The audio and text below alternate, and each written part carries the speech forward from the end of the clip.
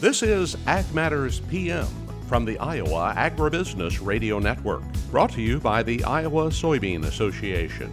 Your daily recap of the information that affects Iowa's farmers, producers, and consumers, right here in the heart of the heartland. With reports from our award-winning broadcast team of Dustin Hoffman, Riley Smith, and Mark Magnuson.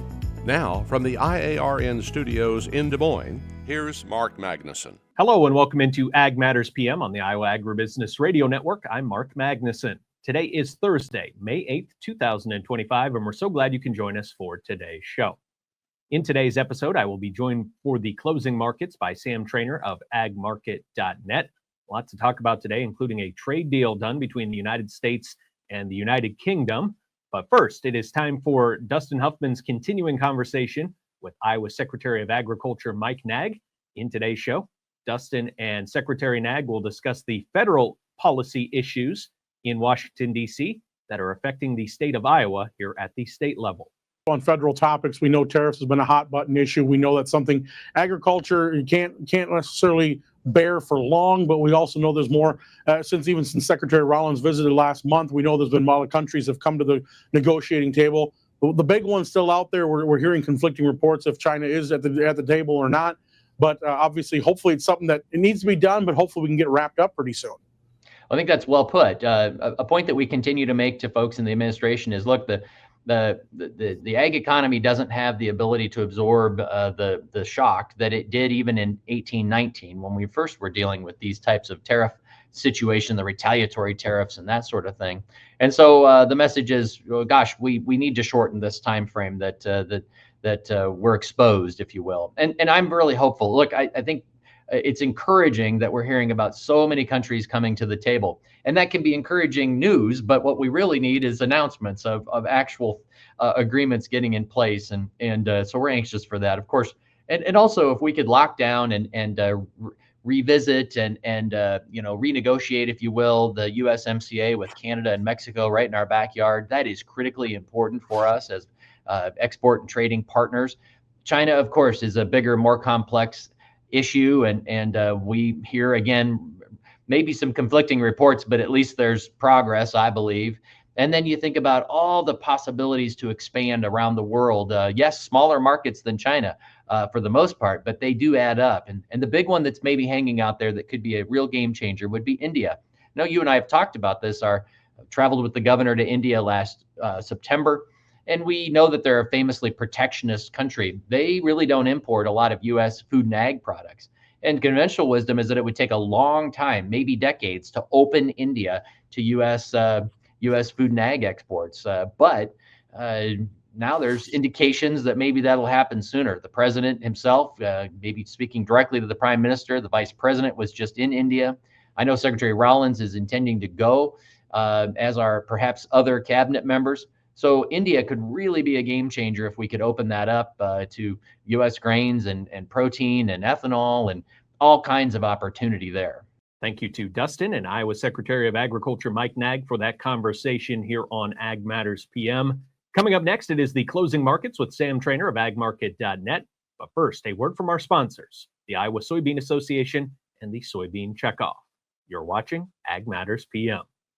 Iowa Soybean Association is driven to deliver for Iowa's 40,000 soybean farmers. We're proud to provide objective agronomic research, a helping hand with soil and water stewardship, and timely industry news powered by the Soybean Checkoff. Learn more at iasoybeans.com.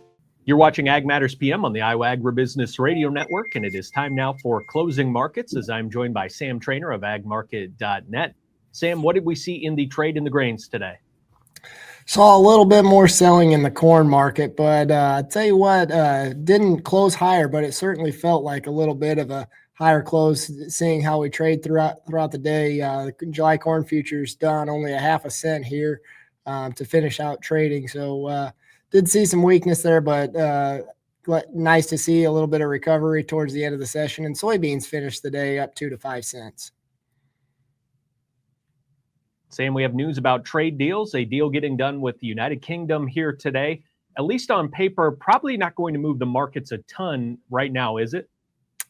No, it's not. You see in the equity markets, it was supporting them today, but in order to move the needle here on the grain side of things, we're going to need to see something done between the U.S. and China.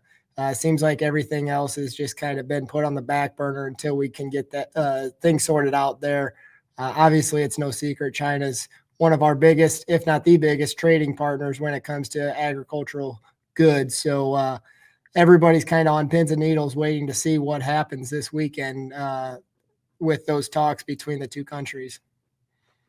Sam, is it a silver lining in this entire situation that the United States is working on some of those other trade deals? Because as we know, China has continually looked for different sources, different places to buy their commodities. And I'm specifically thinking about the grain side in Brazil, and they've invested in that infrastructure as well.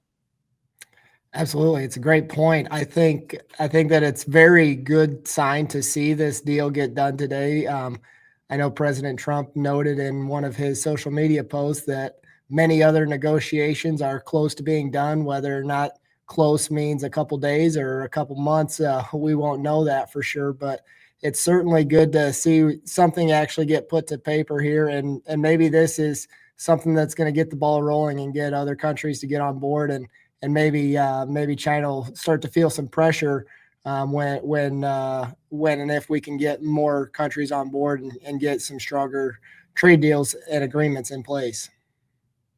And then we will have the WASDE report next week. What's kind of your outlook there as far as what we could see in the report that would move the markets one way or the other?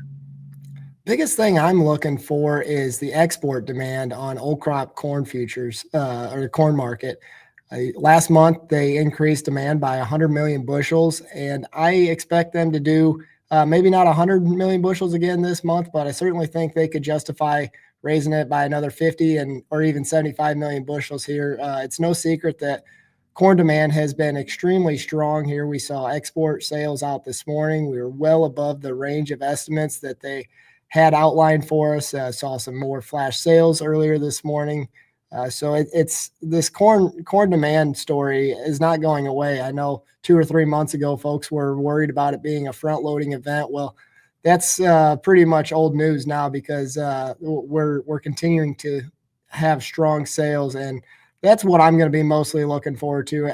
I know a lot of people may get caught up in the new crop story with most likely going to see 181 yield with the first new crop balance sheet produced. And when you pair that with the amount of acres that we're looking at from the planting intentions report, it's going to be a pretty lofty carryout number for that new crop. But I expect to see those old crop carryouts come down even more so than what they have in the past. Wouldn't be surprised if we're looking at 1.3 billion bushel carryout on the old crop corn market. And then on the other side of the ag marketplace was the livestock side, the same story. Did we see that cattle rocket ship slow down at all? Not really. It just keeps going here. The live cattle futures were up over $1, feeders up over $2. It's just one of those markets that just keeps getting stronger, following the cash market. Cash is leading the way here.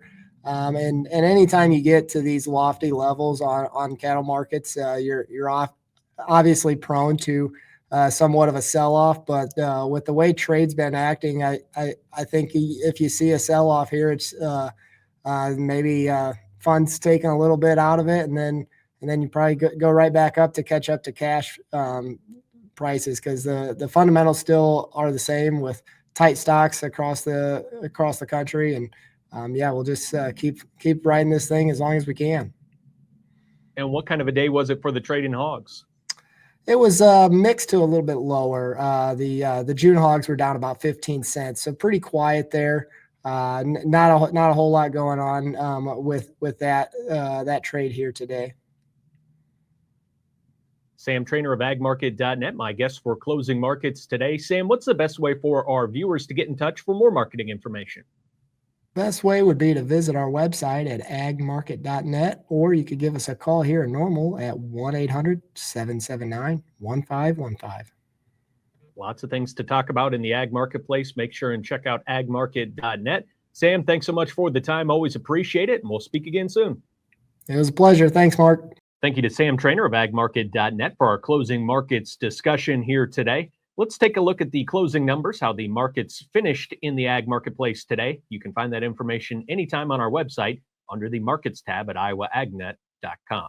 July corn closes down 1 3/4 at 447.5. July soybeans up 5 3/4 at 1045 even. July soybean meal down 30 cents at 294.70. July soybean oil up $1.12 at 48.45. Chicago wheat down 5 cents at 529 1/4. Minneapolis wheat down 2 1/4 at $6 3/4 cents. Kansas City hard red wheat down 4 3/4 at 524 3/4. July oats down a half cent at 345 3/4. On the Merc, June live cattle up $1.72 at 214.25. May feeder cattle up $3.02 at 297.47. June lean hogs down 15 cents at 97.17.